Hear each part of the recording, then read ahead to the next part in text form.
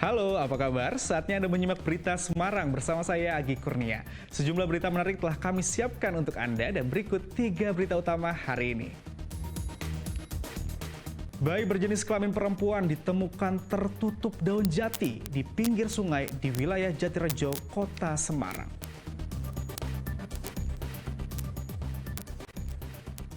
Seorang siswa SMK di Pekalongan menderita depresi berat karena mendapat perundungan verbal oleh gurunya sendiri.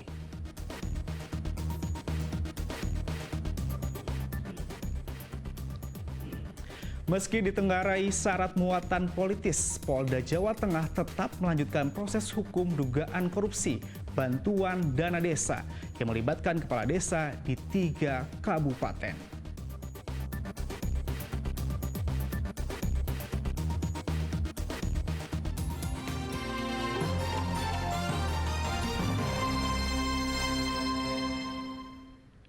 Bayi berjenis kelamin perempuan dibuang orang tuanya ke pinggir sungai di wilayah Jatirejo, Kota Makassar.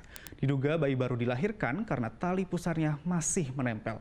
Beruntung bayi masih dalam kondisi hidup sehingga langsung dibawa ke rumah sakit.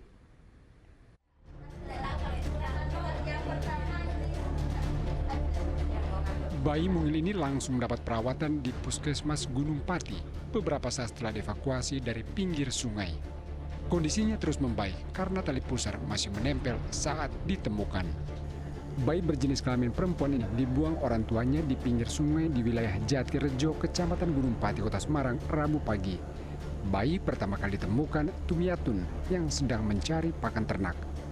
Tumiatun terperanjat karena mendengar suara tangisan bayi yang hanya ditutupi daun jati.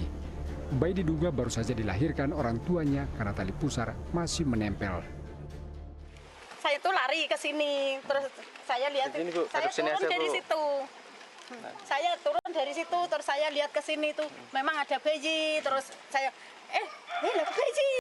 Saya bilang gitu, ambil, dibawa tak ngambil kain, terus gitu, terus saya ngambil nganu rok saya itu, terus dia yang ngambil bayi ini, aku yang bawa roknya itu terus langsung saya guntal sama rok saya itu. Terus langsung saya mandiin, saya dipinjamin, dimintain. Kan di situ depan situ ada yang punya bayi, dimintain pakaian di situ. Polisi masih menyelidiki orang tua pembuang bayi. Sebuah sandal yang diduga milik orang tua bayi ditemukan tertinggal di lokasi. Tapi alhamdulillah bayinya tetap sehat.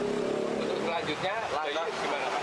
Untuk selanjutnya saat ini bayi masih di belakang saya dan akan dibawa oleh Dinas Sosial, dibawa ke Rumah Sakit Wonosobo, masih dalam pengawasan terkait dengan kesehatan. Terkait dengan adopsi nanti tergantung dari asesmen atau penilaian dari Pengadilan Semarang. Upaya dari pihak Polsek Gunung Pati seperti apa Pak?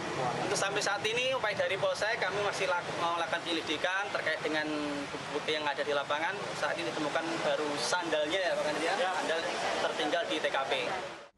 Bayi memiliki bobot 2,4 kg dengan panjang 45 cm. Dari puskesmas, bayi langsung dirujuk ke Rumah Sakit Umum Daerah KRMT Wongsonegoro untuk menjalani perawatan lebih lanjut.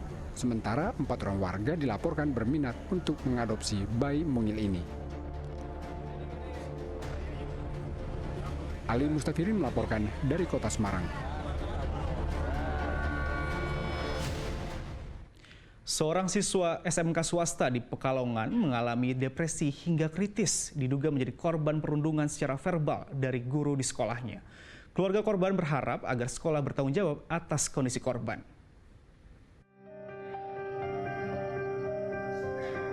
Dalam kondisi lunglai dan tak berdaya, siswa berinisial IB, siswa di SMK swasta di Pekalongan dibawa ke klinik kejiwaan pada Selasa malam. Kondisi korban memprihatinkan. Sejak sepekan terakhir, korban tidak mau makan dan minum hingga mengalami dehidrasi berat. Dari pengakuan keluarga, korban sering menyendiri dan enggan berangkat sekolah karena depresi. Korban bercerita bila dirinya kerap mendapat perundungan secara verbal dari gurunya di sekolah. Dari sekolah tuh Katanya dibully sama siapa? Sama katanya gurunya ngomong apa, nggak tahu. Terus dia kepikiran kayak gitu. Iya, batin. Ini kondisi drop sejak kapan Bu ini Bu? berarti 3 minggu yang lalu sudah mulai itu, tapi belum seperti ini. Karena kondisi korban semakin parah, korban dirujuk ke rumah sakit untuk mendapatkan pertolongan lebih lanjut. Keluarga berharap pihak sekolah mau bertanggung jawab atas apa yang terjadi pada korban. Kunchoro Wijayanto melaporkan dari Pekalongan. Tanggul Sungai Tuntang di Kecamatan Gubuk, Grobogan longsor. Akibatnya, puluhan keluarga yang rumahnya berada di lokasi tersebut terancam.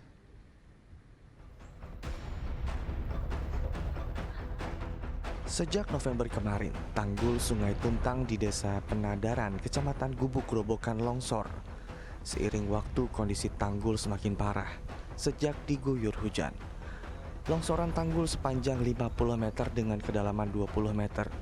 Sedang tanah yang tergerus karena air hujan mencapai 5 meter. Kondisi itu membuat warga yang tinggal di sekitar lokasi longsor was-was.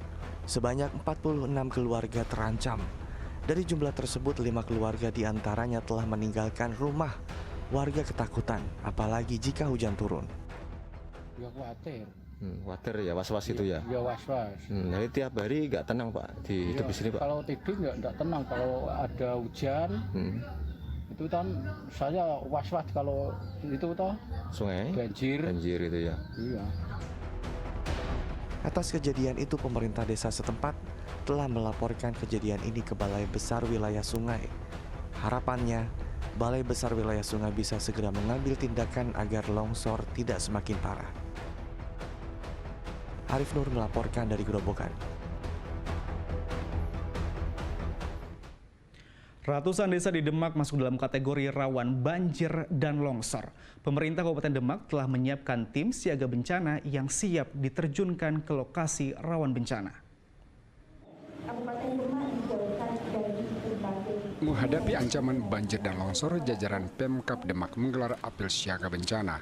Apel sebagai bentuk persiapan baik dari segi sumber daya manusia maupun peralatan untuk evakuasi hingga penanganan bencana. Sejumlah kendaraan taktis dan alat berat sudah disiapkan.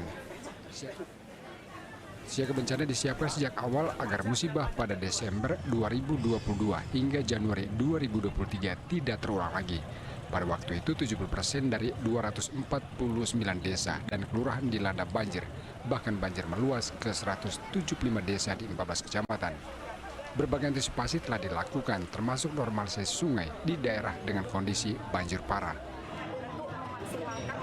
Normalisasi daerah-daerah yang kemarin memang mengalami banjir yang sangat parah kemarin, seperti di daerah Satu Prampelan, kemudian daerah Dekat itu lebih ke pertaniannya, kemudian daerah Kalimulia setiap tahun hujan seperti itu. Ada daerah lain seperti di Demak Kota kita sudah Kalimuntang lama kita sudah mulai normalisasi dari itu sampai ini. Ini sebagai upaya kita untuk menekan angka banjir, sekalipun kita sudah tadi disampaikan perkiraan BMKG curah hujan tinggi-tingginya di bulan Januari dan Februari. Dan kita Normalisasi sungai lanjutan difokuskan pada desa yang mengalami banjir terparah tahun ini. BPBD akan berkoordinasi dengan Balai Besar Wilayah Sungai untuk mempercepat proses normalisasi sungai. Hampir semua kecamatan memiliki potensi ancaman yang sama tentang bencana banjir, angin puting beliung. Hanya untuk tanah longsor hanya 2 tempat, yaitu di Desa Jeragung dan Desa Banyumeneng di Karangawen dan Merangin. Dari data BPBD Demak, potensi tanah longsor bisa terjadi di Desa Jeragung, Kecamatan Karangawen, dan Desa Banyuweneng di Kecamatan Merangin. 500 personil tim waspada bencana disiapkan di 5 posko di Demak agar sewaktu-waktu bisa langsung diterjunkan jika bencana datang. Ali Mustafirin melaporkan dari Demak.